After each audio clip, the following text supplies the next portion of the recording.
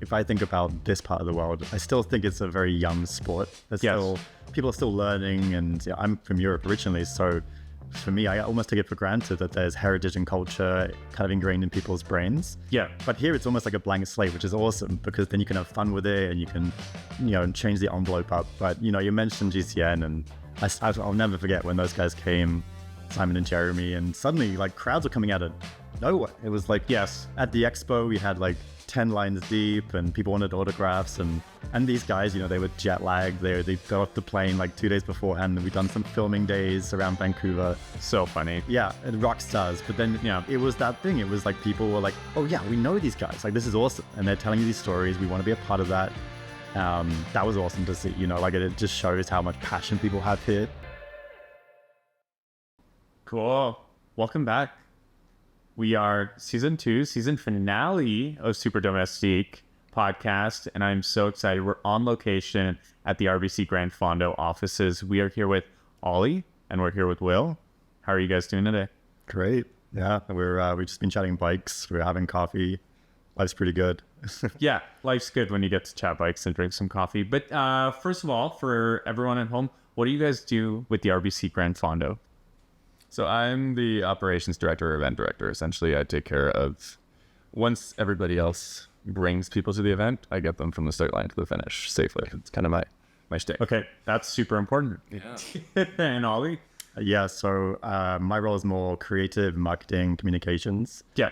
I think, we have titles in jobs, and if this place has taught me one thing is that they really mean not a lot anymore. Yeah, exactly. We wear so many hats, and like Will has a hat collection of like, I don't know how many hats do you own, like 50? I don't want to talk about it. Yeah, he has an addiction. I don't own as many hats, but in terms of here, we've done so many different roles, so never a dull day. No. So how big is the actual team? There's 2 of you here today. I would imagine everyone works from home, like in every industry right now. But how big is the team usually? Yeah, so right now I think we're at 6. Sounds about right. 6 plus 1. Our office dog Yogi. Yeah. 8 sharp in there. And then we'll bring on one more full time in terms of year round. Yes. But we have an off season too. So when it gets to say October, November, December, there's probably 4 of us, I would say. Yeah. So around about that.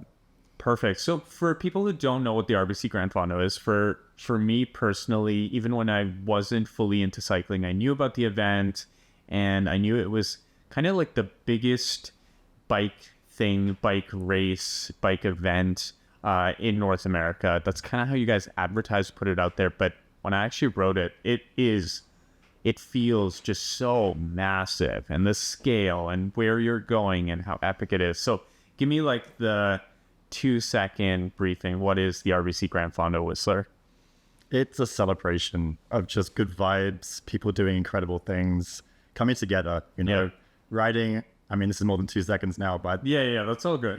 Going north and just doing something that really is inspiring to watch, to be a part of. And I think, like creates memories that you never forget. Yeah. And an iconic set. You can't really beat that. Yeah, feeling. you can't beat it.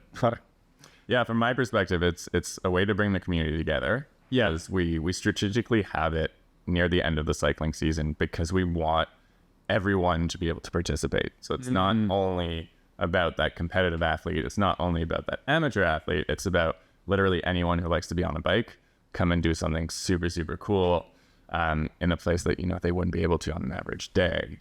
And that's kind of what we put our hats together for is really just trying to get butts in seats, like getting people on bikes. That's what we love. So yeah, I love it. And you get that spirit of Grand Fondo, like even when you're riding all year round and you're seeing people in Stanley Park and you're saying like, oh, hey, how's it going? What are you riding? What are you training for? And so many people say the Grand Fondo. And that's amazing to me because a lot of us like do the competitive thing and we're racing most of the events and we do the criterium racing in the city and what have you. But everyone comes together to ride Grand Fondo. And everyone says it's the only time of year I will ever take my bike on the Sea to Sky Highway. So it is a special event for all of us. I want to know from your perspective, every year you put it on, it seems to get bigger and you guys as an event have to make it almost more amazing for people. What is that like when you debrief from year to year and you're kind of having to come up with ideas to make it just a better experience for the riders.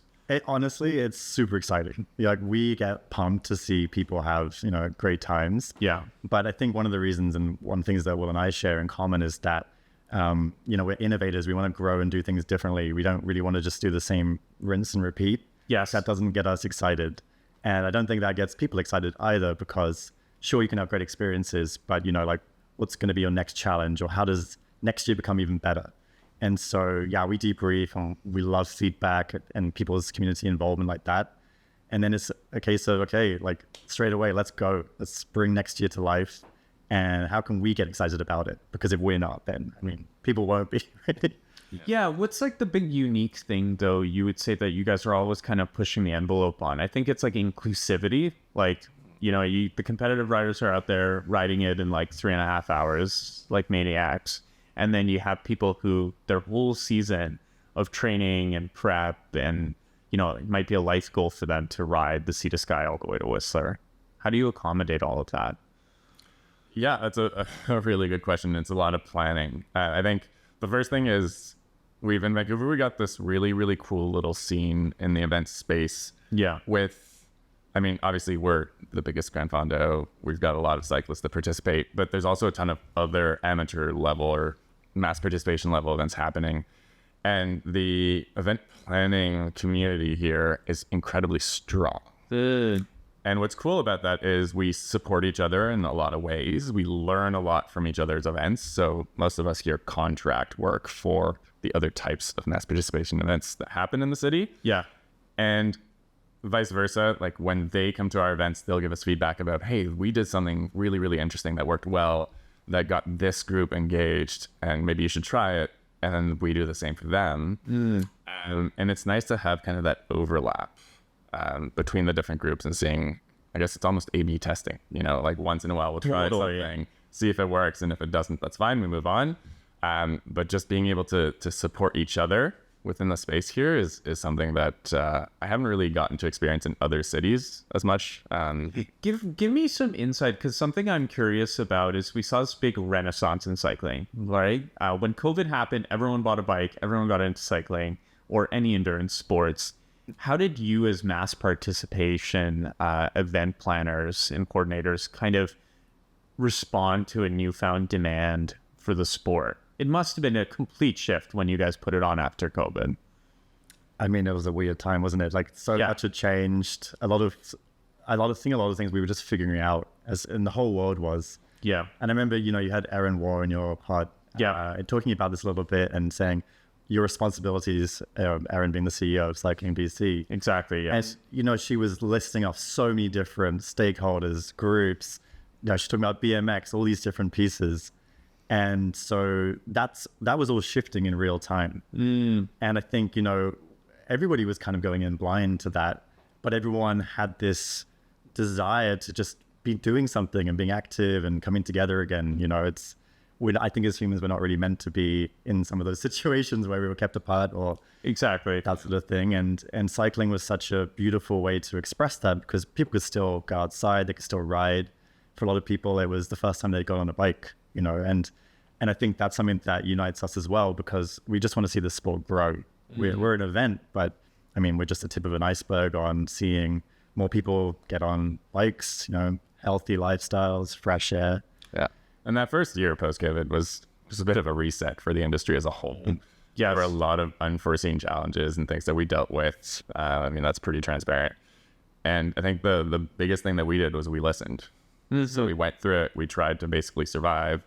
And then from then on, just went through the feedback, figured out what was different, realized how the cycling sphere shifted. So it was a really big difference in 2019 to 2022, and the types of cyclists that we saw in all of our events. Yeah.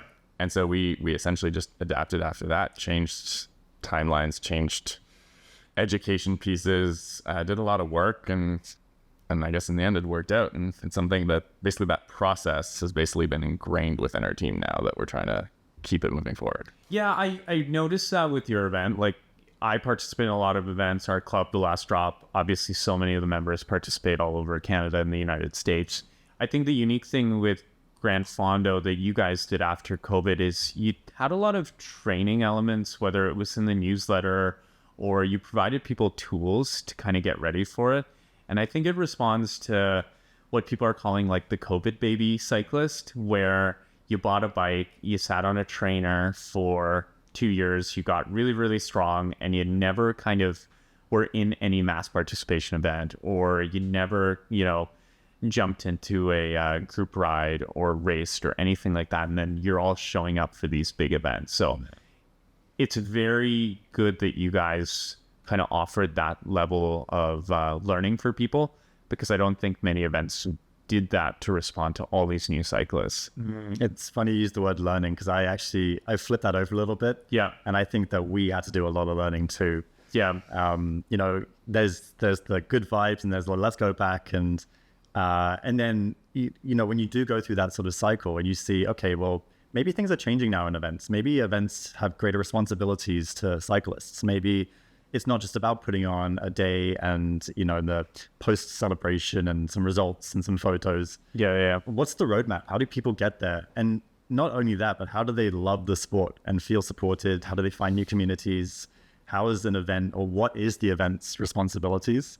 These are sort of the questions that we were learning, and I think have, really had to ask ourselves, to be honest, because I think, Will and I both have event backgrounds, so it can be easy to put ourselves in our mindsets sometimes and go, okay, well, yeah, here's what we would have done. Yeah. But that doesn't get you very far if you're not us, and you're maybe people who are getting into the sport for the first time, or just looking to have a good time rather than just like turn up and go, well, what next? Exactly. Yeah. And we're really privileged too, because like, as Oli said, we've got essentially 4 team members year round, which a lot of these other smaller events don't, right? It's sometimes it's a family doing it off the side of their desk with a full-time job, or, a small group of part-time volunteers. So one, we have the capacity in the off season, as we call it, to kind of put this work together. And the second thing, having that brand as like that recognition of a big event like ours means we can get some partners on board to support us in many ways that some others might not. So we were able to get some resources from, professional dietitians or some other sponsors who came up with a training program that we could share free of cost that others might not be able to get. So in a sense, we're really lucky to be able to do that, and then to hopefully just give it back to our community and our riders. And you guys are now dabbling in really the world of like ambassadors and, clubs also being that big resource for people to understand how to go through the journey of getting to Grand Fondo. So that's been a shift this year, I assume. Yeah. Well, I mean, Jam, you're an ambassador of us as well. I am. Use my code. Thank you. Yeah, use your code. But also, one of the things, and as a member of the last drop, we saw, and we're seeing this now across the community, people kind of raising their game and as we go more of like an internet age and things like that, being able to work with a team like you last year to create content to say like, hey, here's what I actually eat in the morning, or here's maybe some stuff not to do. And it's those little bite-sized things that make people go, oh, okay, cool. Like, that's nice to know. But, it takes people to want to do that. And then, you guys were like, yeah, let's do that. That's awesome. Let's get involved. But see, I think that's that shift after COVID is people started looking at the clubs now as a resource to get them to the event they wanted to perform at, which I don't think was the case a lot of the time in the Vancouver cycling scene. The clubs were there. You join it. It would be for racing. And that's what it was for. But now, even with the last drop or Mariloma or Ruckus, you definitely have, and I can't speak directly for them, but you're definitely seeing members go to those clubs, be part of their community, and it's all just leading up to getting them ready for maybe Grand Fondo or BWR or what have you, right? So I think the clubs have also changed what they need to do when they're kind of serving the community, which I think is fantastic, right? It increases the inclusivity of it, and it's not this exclusive masochistic sport that, people had, right? You have that image of like Lance Armstrong without a helmet on, just like killing himself to win a race, right? That was the view, I think, of cycling for so long. Do you think that's been a conscious change? Like, is that something that you, like, as your team, have you sat down and gone, oh, we need to change something here, or maybe the past was great, but there's a changing demand? Like, what's been your perspective? Yeah, I mean, even the last drop was really born out of a community of people who didn't perhaps see themselves in the Vancouver cycling community, so we created our own community within it. But yeah, we've seen that shift a lot. Members are coming to us, not necessarily to aggressively race every criterium, but they're there to have a great time, come for the social rides, but then have access to this huge body of knowledge through the more experienced cyclists or the cyclists who compete a lot, to get them ready to ride anything, right? So we're seeing that shift. I think all the clubs are seeing that shift in the city. And I truly feel it's very, very positive. I wonder how much of that could be an outcome of the Netflix documentary. Because I think initially when you were an outsider of the sport of cycling, you always thought it was an individual sport. Yep. And when millions of people watched that, they realized how much of that team component it had. And then they said, hey, maybe I would enjoy cycling more if I was doing it with other people. And that almost prompted, that shift towards looking for a group resource or a person to ride with. Personally, I had a strong group of friends that I used to ride with all the time here in Vancouver. And then just as it is with cost of living here, they all went Calgary, East Coast, somewhere else. Yes, fair. And so at that point, I basically lost my personal team. And that was a resource. The resource was to just go to a club and see who else I could find. Yeah, absolutely. I think I have to say GCN probably pushed a lot of this as well, especially during COVID and even before COVID-19, right? To build a community, show people who were kind of curious about cycling what it's all about in a very inclusive, safe way, which, I don't know if cycling always had that. No, but I mean, if I think about this part of the world, I still think it's a very young sport. People are still learning, and I'm from Europe originally, so for me, I almost take it for granted that there's heritage and culture kind of ingrained in people's brains. Yeah. But here it's almost like a blank slate, which is awesome because then you can have fun with it and you can, change the envelope up. But, you mentioned GCN, and I'll never forget when those guys came, Simon and Jeremy, and suddenly like crowds were coming out of nowhere. It was like, at the expo, we had like 10 lines deep and people wanted autographs. And these guys, they were jet lagged. They got off the plane like 2 days beforehand. And we'd done some filming days around Vancouver. So funny. Yeah, and rock stars. But then it was that thing. It was like people were like, oh yeah, we know these guys. Like, this is awesome. And they're telling these stories. We want to be a part of that. That was awesome to see. Like it just shows how much passion people have here. It's cool. Absolutely. Like, it's that agency, people have to see themselves in that environment, in a race or a participation event, and then they can, I think, make the decision to invest their time and their money and what have you into it to make it happen for themselves. I want to talk to you guys, actually, this is a little bit different, but I want to talk to you guys about cars, because I truly feel the bigger the Grand Fondo gets, the better we are at educating people who are not cyclists on rider safety normally. And I say this because what struck me last year, your leader of the Grand Fondo is, his name escapes me.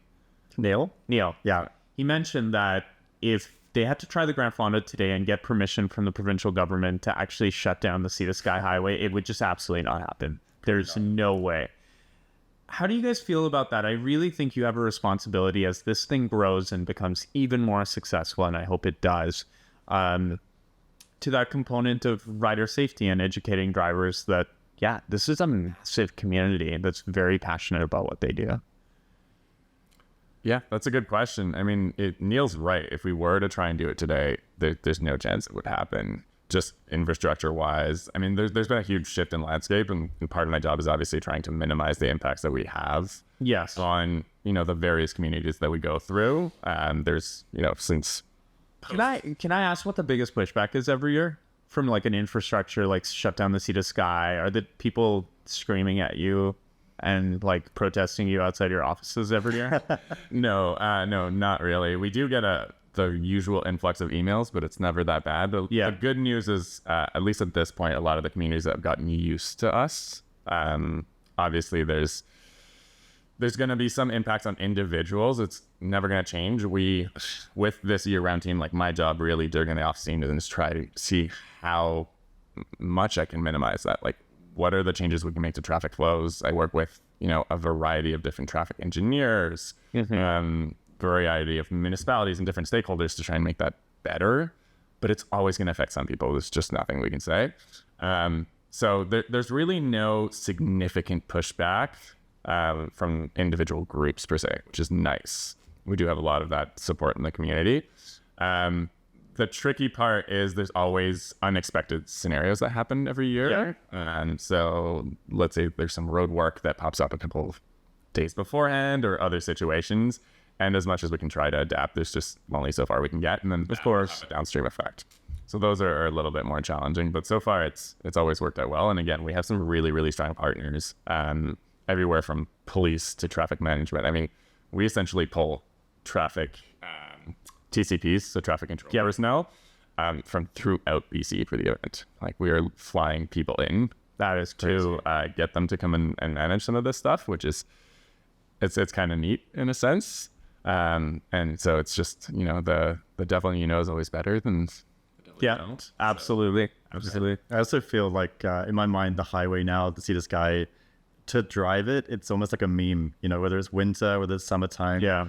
Like, how many times are we stuck in traffic, bumper to bumper? Yeah. And then, when the Grand Fondo rolls through, it's early September. It's been a long summer. People are tired. It's been tough times. And I think sometimes it's understandable, if we're interrupting people's days. You're always going to get people who that's a real problem for them. And so, I think what Will tries to do is minimize that as much as possible. But we do acknowledge that it's not perfect for everybody.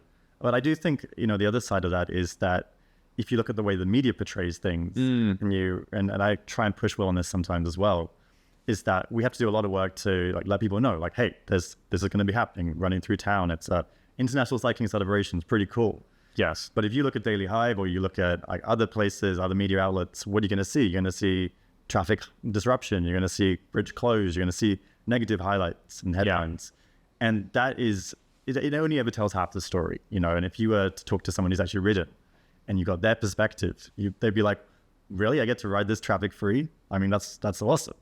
So it's really interesting, right? And I think I looked at this study. I think it was Norway. Okay. And so they piloted this program where instead of saying cyclists or drivers, they would say, people riding bikes or people driving cars, because you drive, I drive, we bike. So people straddle these things. And I think sometimes it's easy to go, okay, you're in one camp or the other camp and kind of lose sight of the big picture. But yeah, it's a weird one, right? It's people are always, there's an emotional thing attached to it with these things. Which is, in a way, I work in healthcare and we face a lot of this type of, I think, pushback and controversy on things that we think we're doing a great job at. And we have to kind of manage the narrative a lot of the time. But I really think it's powerful for you guys to run the Grand Fondo, because the simple conversation of someone who perhaps is not the best driver, does not like cyclists when they see that, and then suddenly their granddaughter is riding the RVC Grand Fondo and said, oh, can you support me? This is an exciting thing I'm doing. And hopefully then that driver, when they see that cyclist again, says, oh yeah, that could be my granddaughter. That could be my loved one who is training to go do this event. So I think there is that massive benefit from an optics standpoint to doing this every year. Yeah. And I mean, we're here in Canada, right? And we talk about having the biggest North American Grand Fondo here in BC. Imagine that doesn't exist anymore, right. I think that privilege is huge. And we're really humbled to be a part of that. I think I'm personally see it, my role is a steward for that. We're not here to say we are the Fondo or this is anything bigger than it should be. It's about the community. It's about giving people opportunities. But yeah, it's such a, like I said, it's such a privilege to have it. And I think, if I go back to COVID and not having that was almost sort of the test rehearsal for what if this wasn't around? What if these opportunities stopped becoming available? And, how many event producers suffered and couldn't come back? We lost so many events. Yeah, it was very, very tough. Yeah. And also, I mean, we talked about the education piece a bit before. like hopefully if we're able to put this safe environment for people who are maybe not as comfortable on a usual road setting. So we have a lot of people who talked about Stanley Park's a really big thing right now, right? Yeah. Lane closure in Stanley Park. There are a ton of newer cyclists who don't feel comfortable riding on the road the way it currently is because there's all these incidents that happen on a daily basis. So they might go to Stanley Park or they might look at other avenues, and we give them this safe setting to essentially go out and practice good habits and work in a group setting and hopefully build some of that, cycling etiquette that they can then bring back into the day-to-day, like riding space. Yes. So again, like that education piece is important to us, and we hope that it has benefits to both people, right? The group of cyclists and the drivers that are out there. Absolutely. Hopefully cheering a lot. Yeah. And usually it is. It's always good vibes at the Grand Fondo, no matter how windy it is. Yeah. Let's switch gears. So, new event that you guys put on now. I had the massive privilege of doing it last year, XFondo. You're responding to the swelling of this new discipline in cycling called gravel. What was that journey like for you guys? Yeah, well, that was interesting because... And take me through how you made the decision. You're like, okay, we do this amazing event. We got to respond to this new discipline that's just blown up in the industry. Yeah, I mean, gravel, XFondo is funny because it almost pokes fun at that a little bit. Like we say, it's a bit of a cheeky brand, and I personally love that. It's a bit of a, we can do our own thing with it. Yeah. But yeah, there's gravel monsters out in the States. They're 200-kilometer rollers. I should say miles, but yeah, offend some Americans and that. But yeah, and they're grueling slugfests, and that's really cool. I think that's given people this newfound respect for what's out there in the backyards, getting beyond the roads. Gravel will always be awesome, but BC doesn't offer necessarily that. It gives us different things. And one thing that, Neil's not in the room today, the CEO, but he's as much a part of the local land as anybody around here. So he's up riding in Whistler and the Sea to Sky Trail, which XFondo goes on. And he's like calling us up and going, Oli, Will, this stuff is amazing. We need to do an event here. This is so cool. My wife, I can't stop talking about it. I can't stop talking about it. And that's really how it was born. We knew that BC gives us different types of terrain. It also gives us challenges. So when we launched, I think, what were the event distances? Something like 40K, 45K, 60K. Yeah. What did people say? It was like, what? That's it? That's it. I might pay for 40-kilometer ride. Yeah. And then they did it, and they realized it was a grueling 40K. Totally. Yeah. So with that one, what have you got? Single track, trail, gravel, dirt, all in one day. Mountain biking. Yeah. Some people actually do ride on mountain bikes, which, you probably got passed by a few on the uphills and probably cook them down on the down. No, exactly. I mean, it's epic because it's the only gravel event, and I've been to quite a few now where you guys actually mix it up properly. Like, I think there's everything in it, and I'll be honest, that descent coming down at the end of the race is horrifying. Yeah. But that's great. That's, in my opinion, I hate to say it, everyone's going to hate me, but that's the spirit of gravel.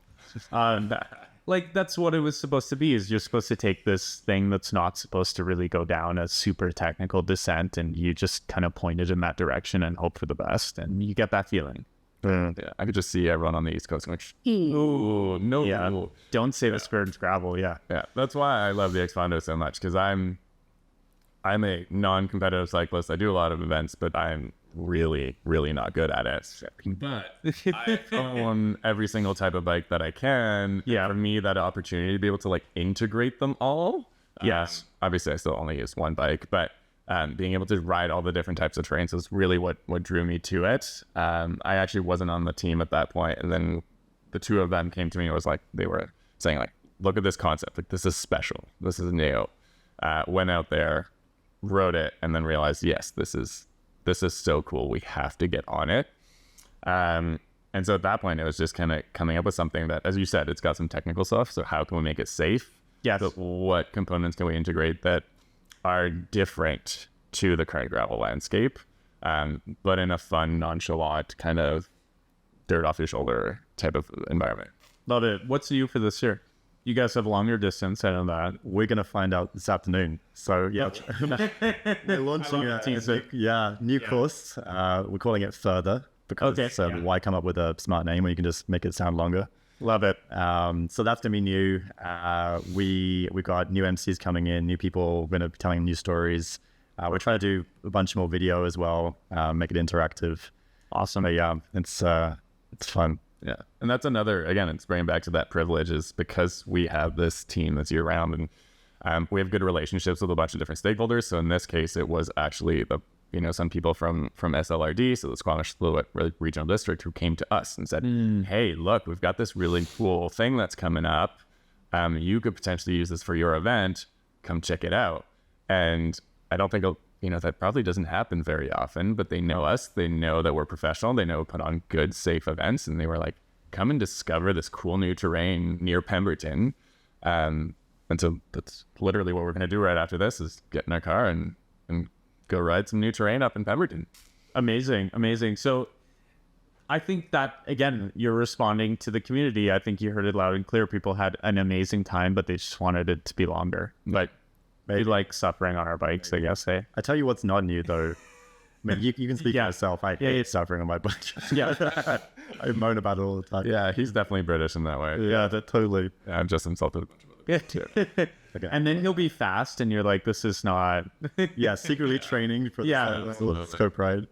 But yeah, I mean, so I also come from the trail running world, and to see XFondo and the way that people ride that, like the stories that were coming out of that event, like if you have a mechanical, everybody stops and asks how you are. Exactly. If you're having a good day, people are pumped and stoked for you. There's that like vibe that comes from the trail, and I don't know exactly sort of what generates it, but I know that feeling, and that is, it's so beautiful to see it, because I think that like people feel like they're a part of something, they're part of a collective. It's not just an individual's thing. And it also makes it just a bit more chill, because like we do have a race component. There is a podium. First year we gave out teddy bears just to be like, okay, cool, you won. Great. Yeah, good for you. Good for you. Yeah, exactly. One guy was like really like, what the hell? This is not what I came for. Yeah. Like, awesome. But everybody else was kind of, and I just love that, because that we didn't create that. That just came organically. Yeah. And I think that that's important, because it's easy to sit in an ivory tower and go like, oh yeah, this is an event, we're doing this. But they don't exist without the people that turn up and make it their own, and it's the big difference, right? At XFondo, I remember my little group, we were at the front, we're all like pushing each other, saying like, oh, great job, like let's keep going, we'll wait here. And then I rode St. Regis last year, and yeah, it's super competitive, and that group we were with, who was chasing the lead group, is just silent. Like, it's just silence. Yeah. And we were laughing up, I think, the Alice Lake climb, and then Zach and I were saying like, oh yeah, we should start like encouraging our group to like go a little faster, and we tried to, and yeah, dead silence. So, and that like operationally, that was my biggest concern for XFondo, was like that silence. Yeah, because there's some sections that have some really tight single track. Oh my gosh, yes. And to be frank, when you're riding it alone, I was scouting the route. I was riding it. The most fun I think I've ever had on a bike. Yeah. But my first thought was, oh man, this is tight. Now try and put 150 people on it. How's that gonna go? And then we saw some GoPro footage of people riding that section, and it was incredible. Like the amount of communication that was happening. Like people were letting others pass. They were being really safe. Like there was never overlap. It was amazing. Like it basically took all the weight off my shoulders, because I was like, this seems to be a completely different group of people riding, and I love that so much. Yeah, but that's what gravel does. So I think one of the concerns that I think the whole industry is kind of grappling with right now, and I don't want to call out other events at all, but like you're seeing it with some of the more really serious gravel events where that's now lost, right? Like we are having conversations around, should assisted pit stops on a gravel event be a thing, right? There's that great video of, I think, Specialized riders at Mid-South, or even some of the bigger events in the United States where they stop, and then there's like 5 people who run to them. Get rid of all of the like garbage that they are holding with all their like treats and snacks and stuff, and then someone's like cleaning the bike, take 2 wheels off, put 2 wheels back on, and like there's like an assisted pit stop like Formula One, and they're off, right? And I have to like look at that and say, is that gravel? Is that what we want? But I guess it's changing, right? As things get really, really competitive out there. Yeah, and I mean the things are changing so quickly. And again, there's kind of similarities within trail running and here, and you've probably heard about all the drama within trail running that's happened over the last few months. And so it's clearly a shift that's happening everywhere. People have gotten into endurance sports, I guess mostly during COVID, but I think also just in general, and are starting to do crazier, more intense things. And then with that, just inherently is going to come that competitive component. There's real money. There's real sponsorship money on the line, and you got to show results. Absolutely. Yeah. I mean, to be frank, that's never going to be us. No, that's not what we want. We're against that. We're more of a sit down at the rest stop, and I'm not condoning this, but cracking a beer and continuing. You're definitely condoning it. Yeah, no. There's a great poster of XFondo with our rider Wesley with his beer, and he's just like riding through it. Yeah, it's a great shot. We should have more like that. That's great. And we had the shot ski as well. People, we didn't tell anybody about that, and they sort of turned up and like, wait, you want us to do what? Yeah. But before you know, there's a line down the thing. Yeah. With maple syrup, right? Maple syrup. Officially maple syrup. Maple syrup. Yeah. So yeah, I mean, it's as you said, there's going to be change. Some people will adapt to it. Some people will get into that space, and you know what? Good for them. Like it's great to see it. We're always going to be of the mindset, I think, of have the opportunity for everybody.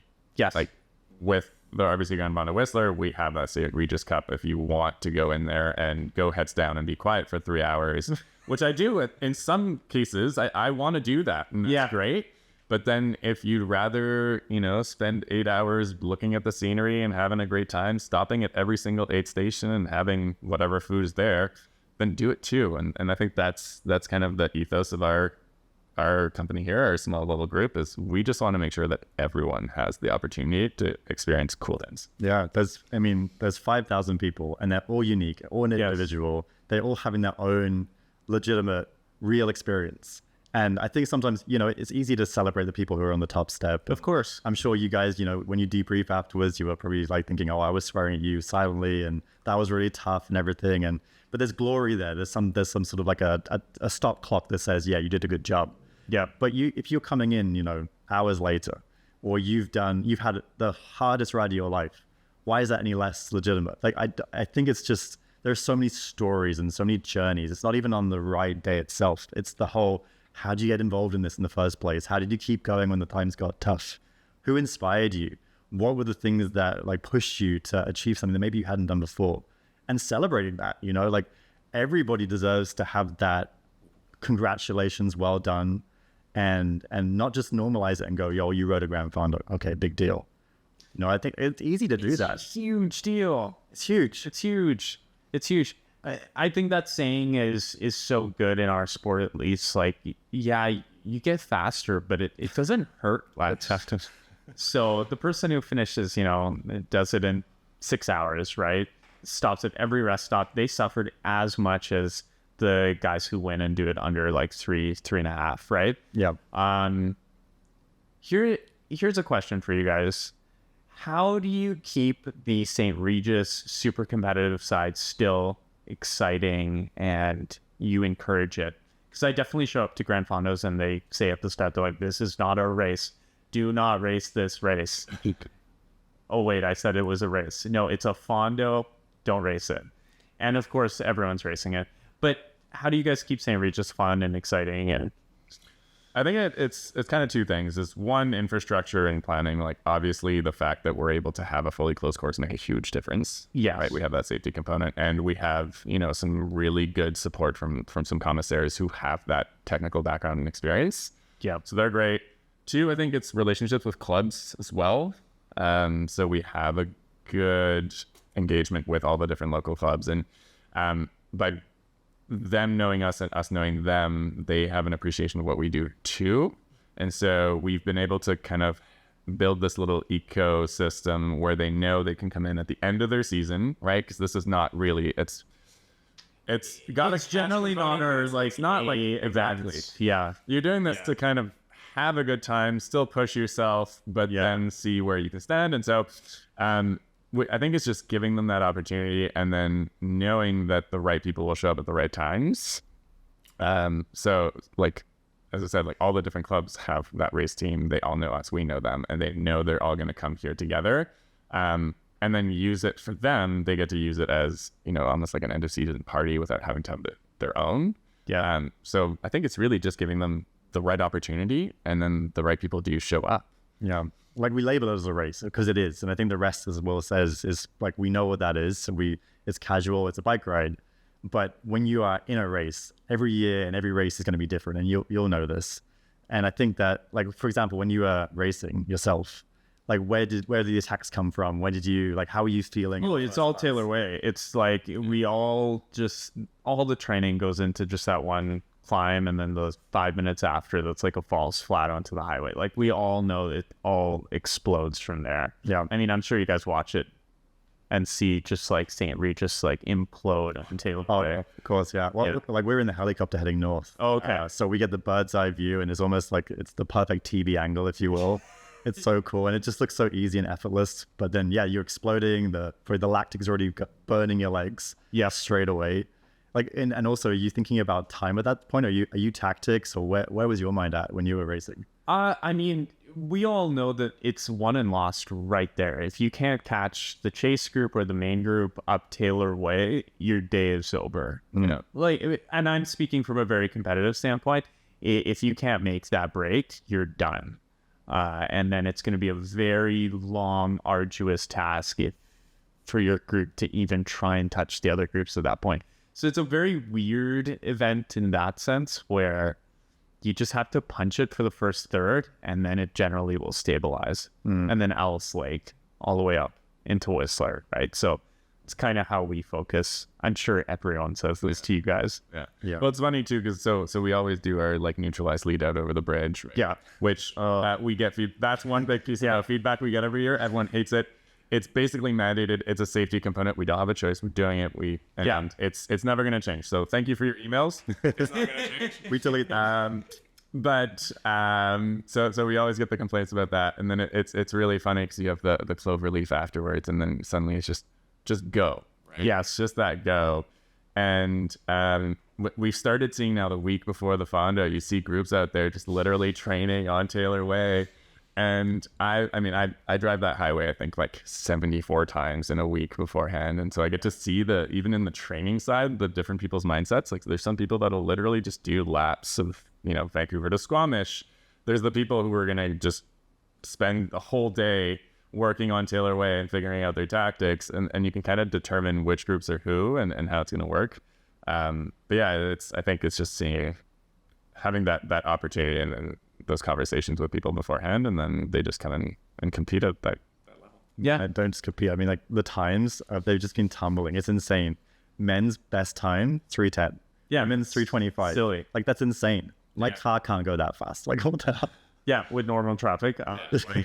But yeah, I think that's a great feeling. Like my number one memory, I think, of Taylor Way was, you know, I'm like completely in the red zone, like doing 500 watts up this hill, and I had like Thomas Haas, who everyone knows does Fondo every year, and I'm just like screaming at me.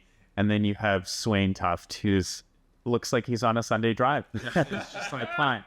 And he just gets up there, no problem, don't worry about Not it. even sweating. Yeah. So see, those are the special moments that you get out of the Grand Fondo. You know, someone who's kind of a local legend, who's Thomas Haas, and then you have these individuals who are like World Tour pros originally coming to do it. Like that's so special. And then you have all the clubs and everyone you raced in. It's an amazing event. So I wanted to ask you, we have like 2 minutes left.